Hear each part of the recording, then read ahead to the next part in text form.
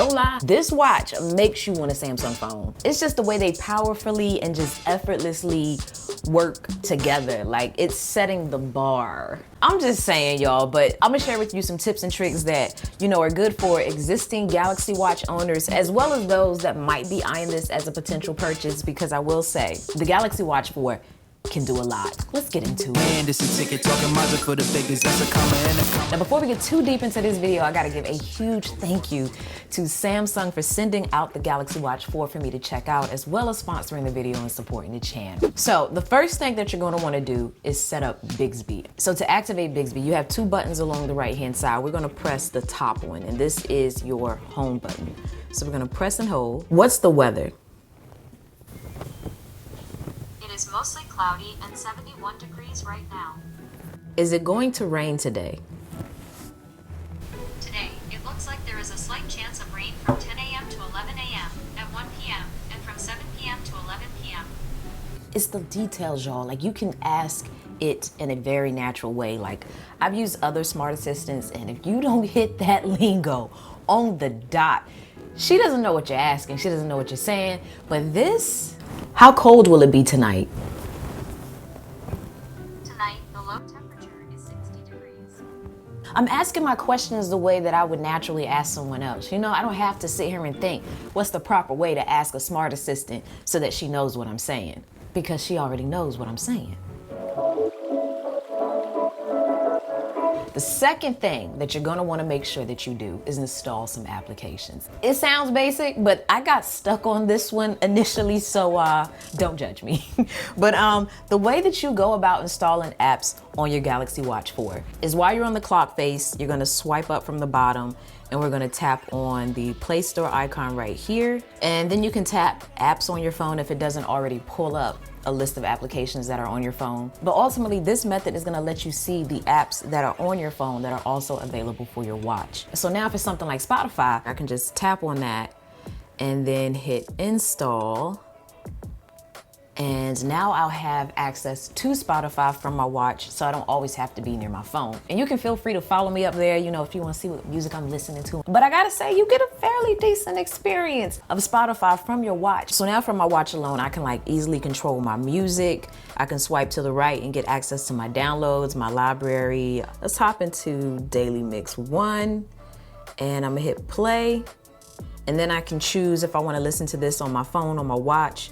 So if I hit phone, it instantly started playing on my phone. But if I chose to listen to it on my watch, I can, you know, put some Bluetooth headphones in and listen to my music. But I do like that I can also heart the song if I like it. And if I tap on this phone icon, this will let me adjust the volume and change, you know, the device that the music is coming out of. Having quick access like that is so handy, especially when I'm working out or just any scenario where my phone is near but not as close to me as my watch. But if you have a specific app that you're looking for, you can also browse the Play Store from your watch by just tapping on the search icon here from within it.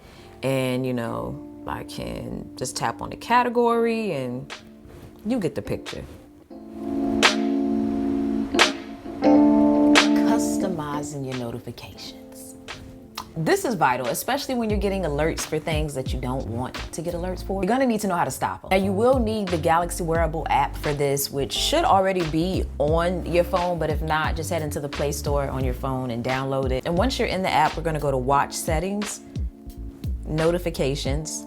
We're gonna make sure that we toggle this drop-down menu from Most Recent on Phone to All, so that we see all of the apps. So then you can just come in here and turn off, you know, the apps that you don't want notifications for.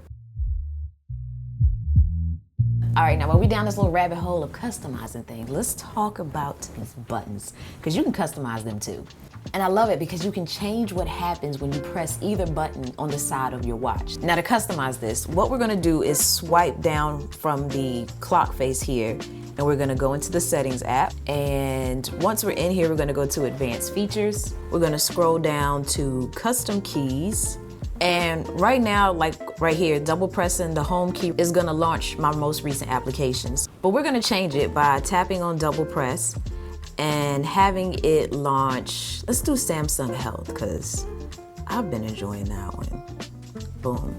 So now when I double press it, it quickly launches my Samsung Health app. But if you want more insight on one of these specific categories, you can tap on it and it'll give you more information within here. Now, one thing you're gonna wanna make sure that you do is turn on the option for blood oxygen monitoring while you're sleeping.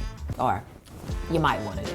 Because it's not enabled by default, so in order to do that, what you would need to do, go into your health app, and we're gonna swipe down to settings, and then we're gonna go to measurement, and we're gonna scroll down to the bottom and make sure that blood oxygen during sleep is turned on. And I don't know if you see this one already down here, but if so, make sure you toggle this one on as well for snore detection. However, for whatever reason, if it's not there, you can instead head into the Samsung Health app on your phone and open the sleep section, tap on the 3 dots, and tap on snore detection and turn it on. And not only can you turn on snore detection, but you can also have it record the audio.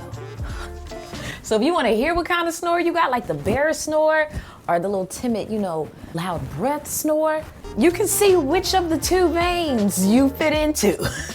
Another app though that you low-key might want to set that double press to is Google Maps. And that's probably like one of the quickest ways that you can get navigation. And I noticed too, the experience up here for Google Maps is actually fairly good. So when it launches, you can tap the little magnifying glass here, and that's gonna take you to this page that lets you do a voice search, or you can, text a search for your favorite or most recent locations that you've been to. Now, when you put in your destination, you can choose your transportation method, and it'll launch the app on your phone and give you turn-by-turn directions, not only just on your phone, but on your watch as well. You can even preview the route from your watch. And I love that because this allows me to get a quick glance at things while maintaining a time estimate of my arrival.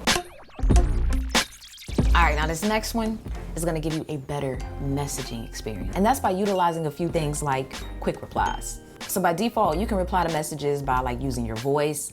You can send a voice memo, draw out your message, or go archaic style and use the T9 keyboard.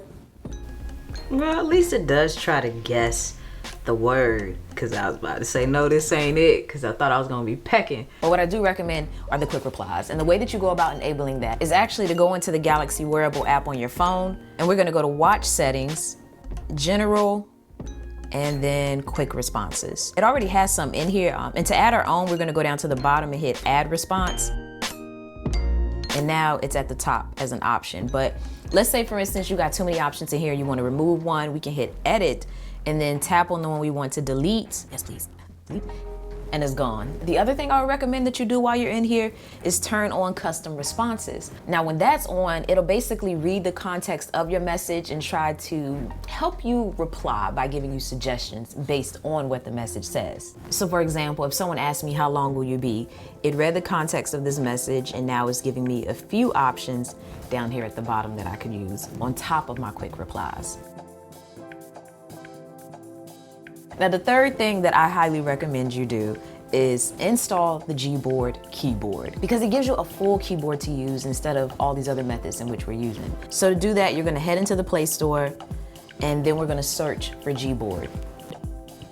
And then we're gonna tap it, install. Now that it's installed, we have to enable it. So to do that, we're gonna head into the settings on our watch. We're gonna navigate to General, and we're gonna tap Input,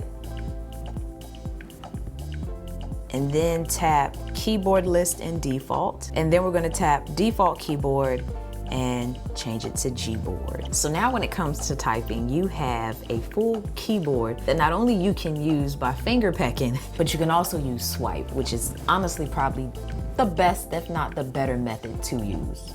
But like I said, the Galaxy Watch 4, I'm feeling it, I highly recommend it, and I'm just touching the surface of the things that I can do with this. But if you're interested in seeing some more content from me, I'm gonna throw some videos on screen that you are welcome to check out. But that is gonna do it for this one, y'all. I got some things to do. As always, thanks for taking the time out to let me tech you out.